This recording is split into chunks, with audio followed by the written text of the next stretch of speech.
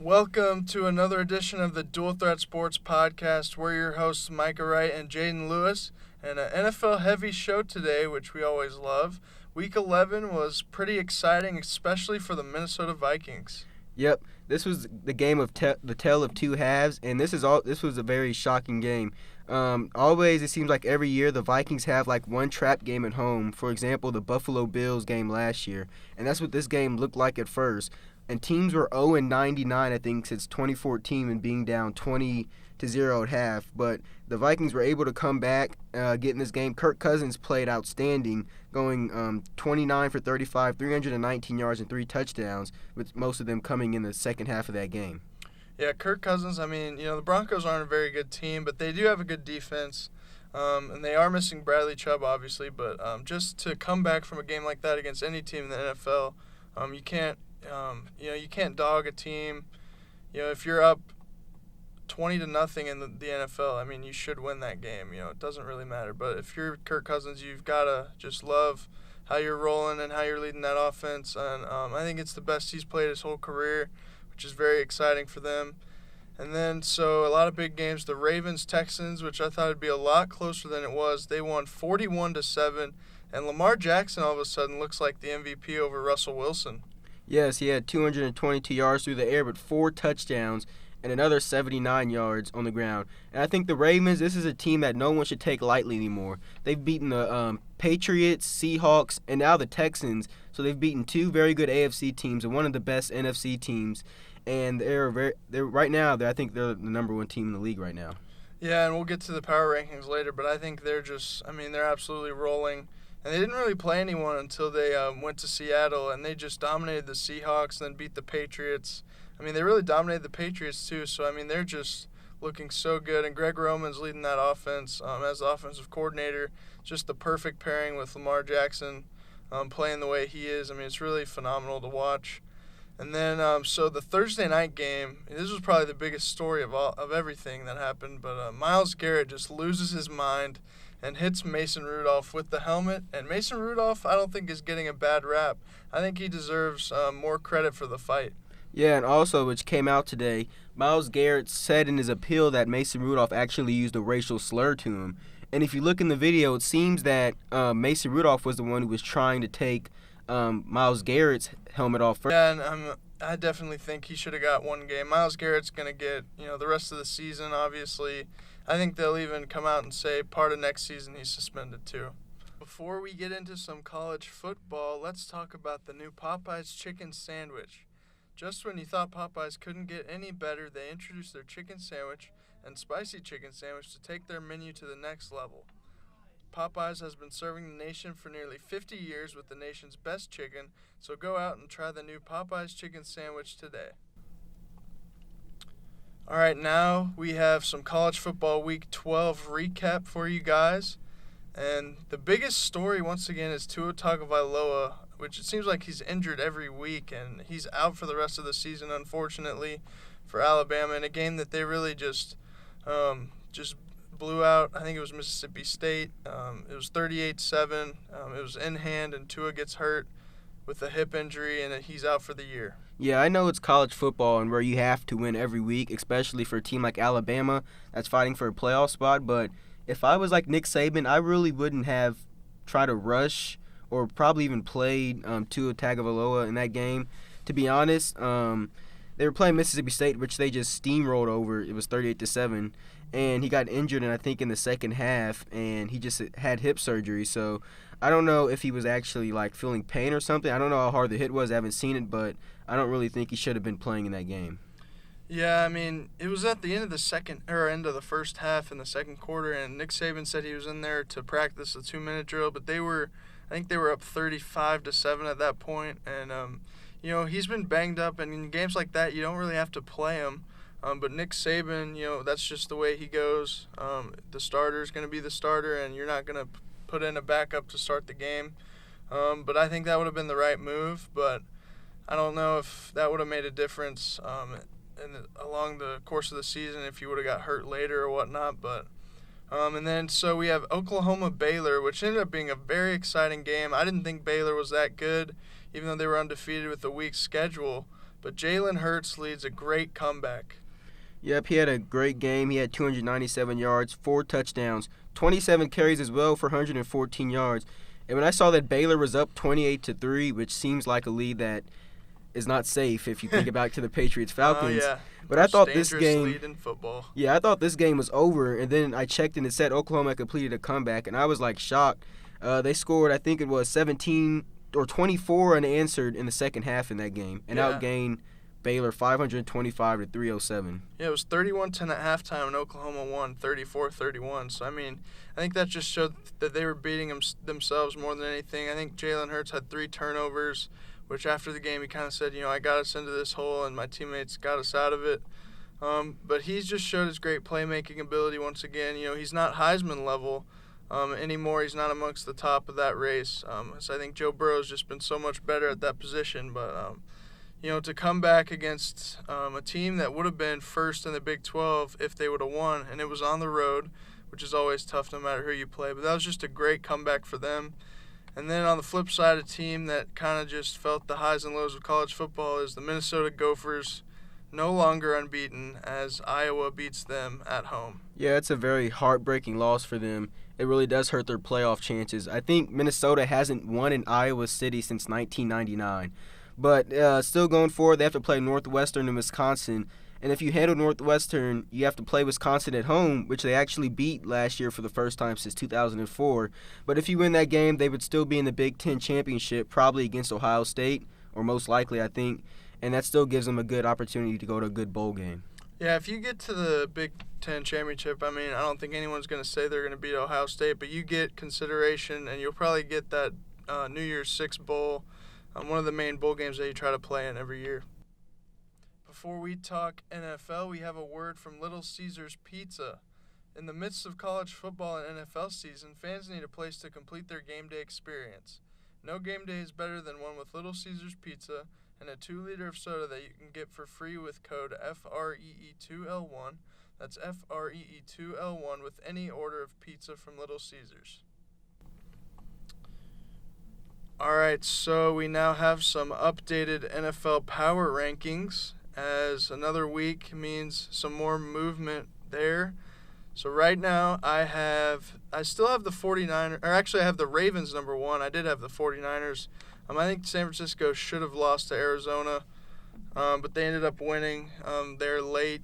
And I just think Lamar Jackson is just so phenomenal. He's just playing as good as any quarterback and as good as any player, really.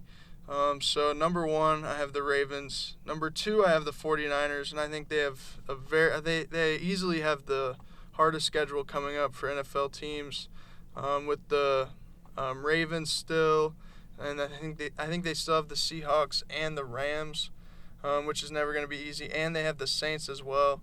But right now I have them at number 2. Number 3, I have the Patriots, who they had a solid road win against the Eagles. The offense did not look good at all. But they got the job done, and I think, you just got to give them credit for a win on the road against a pretty solid Eagles team that, they've been up and down, but still, I think that's a solid win. Yep. Number 1, I have the Ravens also, like I said earlier. That 3-game stretch these last few games where they've beaten the Seahawks, Patriots, and now the Texans, they've really shown that they're the number 1 team in football, and I think Lamar Jackson is the MVP of this league. And then second, I have the New England Patriots, actually. They had a very good win in Philadelphia. The defense really did play. And then number 3, I have the San Francisco 49ers. Like you said, their schedule is tough. I think they have the Packers on Sunday night or Monday night, which is going to be a real test for them. Even though they've been struggling lately, but I still have them at number 3. Number 4, I have Seattle Seahawks.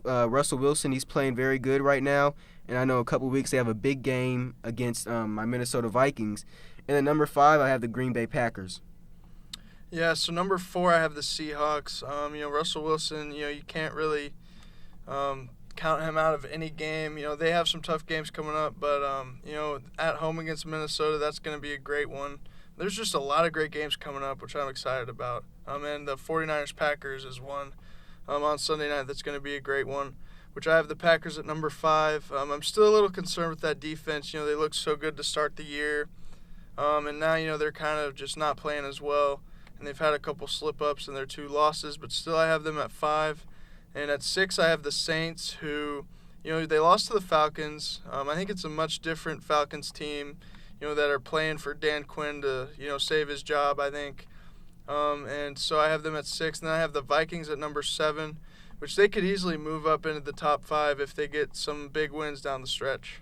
Yep, I have the Vikings at number 6 also. Their last few games, they've all been really close. They've all came down to the end, and they've all fought hard in the end. Dalvin Cook, he's playing at a great level. Kirk Cousins, he's having a real, MVP-type season. I don't really think he belongs in the MVP race quite yet, but if he goes down to Seattle and gets the win, then he should definitely be mentioned. At number 7, I have the Dallas Cowboys. Dak Prescott's playing very well. I think Cowboys actually lead the league in yards per game in offense. Number 8, I have the Saints. I have them falling a little bit, especially after their loss to Atlanta. And then number 9, I have the Kansas City Chiefs. And number 10, I have your Oakland Raiders. Wow, Oakland Raiders coming in at number 10. But I have the Chiefs at 8. They still, they haven't really seemed to improve this year.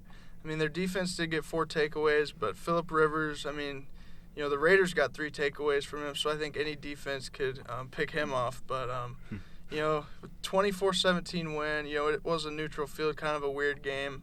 But they got the win, so I have them at number 8.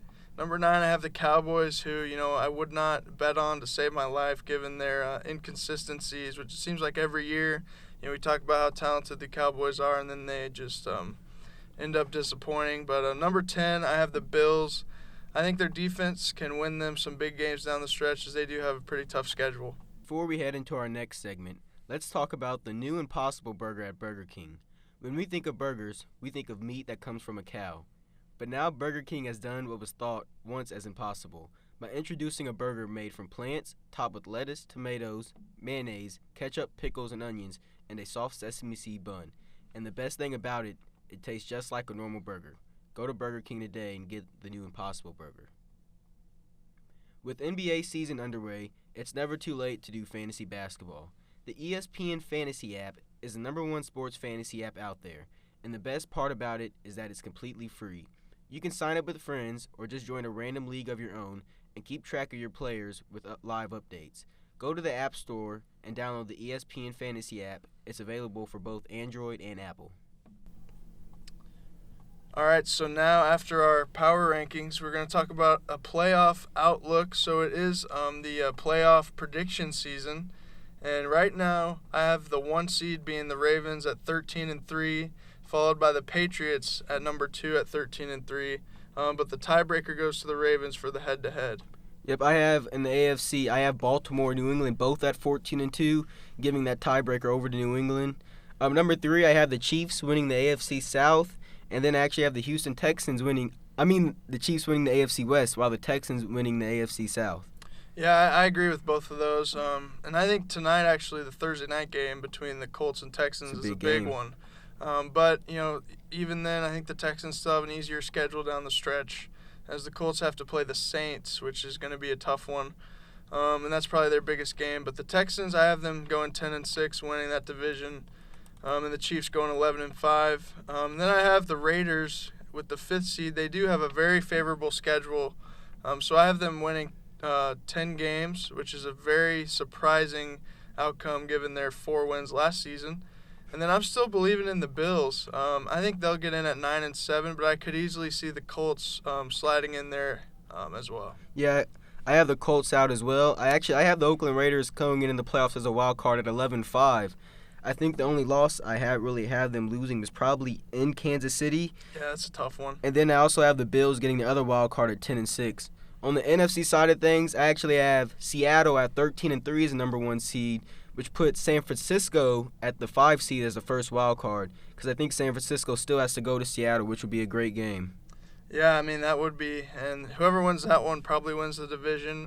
But I could see the Seahawks winning it, but they just got to keep playing and trusting Russell Wilson down the stretch.